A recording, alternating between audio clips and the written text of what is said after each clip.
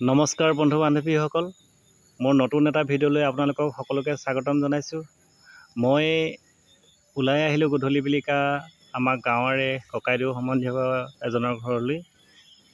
ভাবিলোঁ ভিডিঅ' এটা কৰি লওঁ আৰু আপোনালোকলৈ দেখুৱাওঁ। আশা কৰোঁ আপোনালোকে ভিডিঅ'টো শেষলৈকে চাব আৰু ভাল পালে লাইক এটা কৰিব দেই। কমেণ্টটো কৰিবই, ভাল পালেও বেয়া পালেও কমেণ্ট এটা কৰিব। আহক ভিডিঅ'টো আগলৈ আগবাঢ়ি যাওঁ।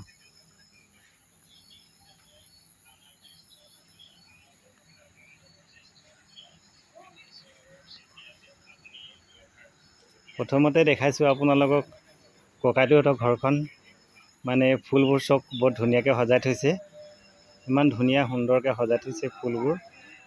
বিভিন্ন ধৰণৰ ফুল আছে ইয়াত।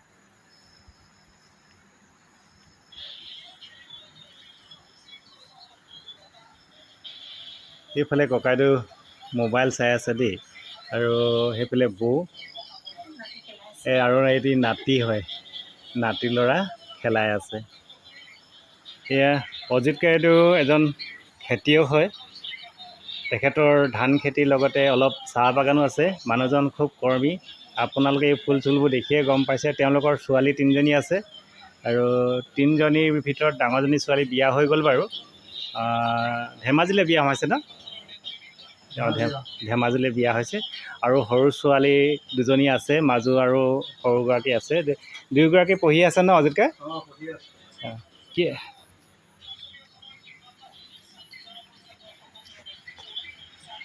হেৰি ছোৱালীকেইজনীক দেখুৱাম বাৰু। তাৰ আগতে এই ককাইদেউক আমনি নকৰোঁ, ভিডিঅ'টো আপোনালোকক ভিতৰলৈ লৈ গৈছোঁ। এইখন চাৰ্টিফিকেট দেখাইছোঁ। এইখন হৈছে চিচিয়া কলনী উচ্চ ইংৰাজী বালিকা বিদ্যালয়ৰ সৃষ্টিপ্ৰিয়া চেতিয়া। এয়া ককাইদেউৰ সৰু ছোৱালী। এইখন মেট্ৰিক পাছ কৰোঁতে দিয়া হয়। আৰু এখন দিয়া আছে, এইখন ৰাভা দিৱস, বিষ্ণু ৰাভা দিৱসত সম্বৰ্ধনা পত্ৰ এখন সম্বৰ্ধনা জনাইছে সৃষ্টিপ্ৰিয়া চেতিয়াক।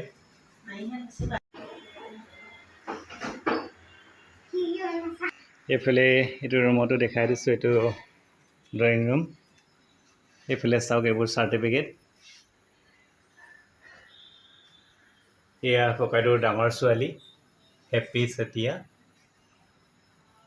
তাই এতিয়া শিক্ষয়িত্ৰী কৰে। বিয়া হৈ গ'ল বাৰু। এইবোৰ চাৰ্টিফিকেট বৰ ধুনীয়াকৈ সজাই থৈছে।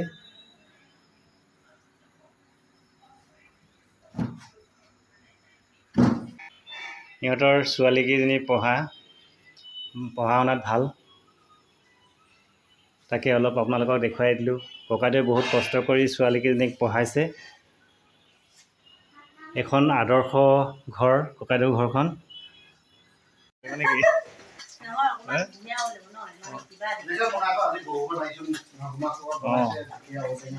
পাকঘৰলৈকে সোমাই আহিলোঁ। এয়া আমাৰ আশাৰাণী বৌৱে মানে মাছ ভাজি আছে। এয়া অজিতকাই মানে ভিডিঅ'ৰ পৰা পলাইছে, নপলাই বাৰু, আহিব আকৌ। মানে বৌৰ লগত কাম লাগি দিয়ে আৰু মোক নেলাগো বুলি কয়। আজি মানে ধৰা পৰিছে কথাটো। এয়া মাগুৰ মাছ, গৰৈ মাছ মানে ভাজি বনাব এতিয়া। মোক ভাত খাই যাবলৈ কৈছে। এই মাছখিনি জ্বলিব এতিয়া দেই বৌ।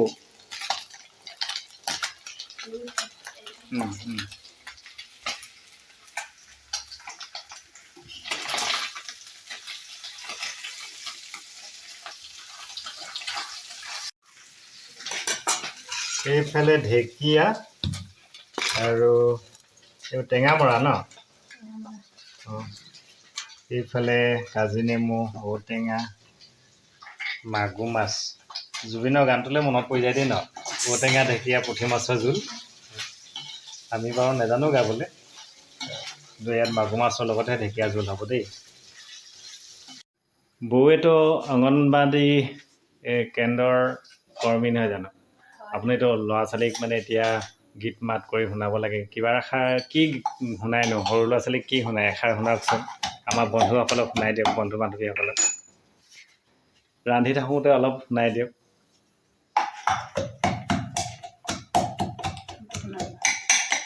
এটি বান্দৰে মনৰ আনন্দে দোলা দুলি খেলিছিল কি যে আনন্দে আগে দোলে পাছে দোলে নেজডাল তাৰ দোলি থাকে তালে তালে। সেয়া ধুনীয়া আছে দেই। এইফালে এয়া ঔটেঙা ঔটেঙা নহয় কি এই ঢেকীয়া টেঙা পাত টেঙামৰা পাত আৰু এইফালে এয়া মাগুৰ মাছৰ। আমাৰ গাঁৱৰ মানুহৰ মানে এতিয়া ছিজন আৰু লোকেল মাছ খোৱা। গাঁৱৰ মানুহ পূৰা এইটো ছিজন, এই লোকেল মাছ খাই পথাৰ খাল ডুং যি হেঁচিলেও মাছ পোৱা যায়। মাছ চবফালে এই মানে গাঁৱৰ মানুহৰ চব নিভাজ বস্তু খাবলৈ পোৱা হয়। সেইকাৰণে স্বাস্থ্যবোৰ ভালেই থাকে। টাউনৰ মানুহৰ নিচিনা নহয়, বজাৰৰ পৰা মানে সাৰ পানী দিয়া বস্তু নহয় আৰু ন বৌ? হয়। আমাৰ গাঁৱত একদম এই বাৰী চুকত বিচাৰিলে ঢেকীয়া কেইডালমান পোৱা যায়।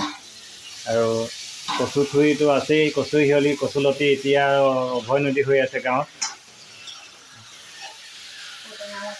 ঔটেঙাও আছে, বাৰী চুকতে ঔটেঙাও আছে। এইটো শাক চব্জি থোৱা যতনটো চাওক, এয়া ঘৰৰে অমিতা ঢেকীয়া, বাৰী ঢেকীয়া বুটলি থৈছে। সেইফালে নেমু ঘৰৰ বাৰীতে আছে ককাইদেউহঁতৰ। এয়া আমাৰ বৌয়ে ভাত বাঢ়ি আনিলে, ভাতকেইটা খাই লওঁ। এয়া এইফালে ককাইদেউ বৌ বহিছে আৰু এইফালে নাতি আৰু মই এইফালে বহিম। কি বনোৱাটো দেখুৱালোৱেই বাৰু, হ'লেও আকৌ কাঁহীত এবাৰ সজাই দিছে, দেখুৱাই দিছোঁ আপোনালোকক। এয়া দেখাই দিছোঁ। এই নাতি পোৱালিটি ওচৰৰ পৰা দেখাই দিছোঁ। লাজ কৰিছে সৰু ল'ৰা, ছোৱালীকেইজনীও লাজ কৰিছে। আজি ভিডিঅ'টো আপোনালোকক দেখুৱাব নোৱাৰিম আৰু, সিহঁতক দেখুৱাম বুলি ভাবিছিলোঁ, কিন্তু ক'লোঁ আপোনালোকক দেখুৱাম বুলি, কিন্তু সিহঁতে অকণমান লাজ কৰিছে, সেইকাৰণে নেদেখুৱাওঁ। ককাইদেউক পটককৈ কথা এটা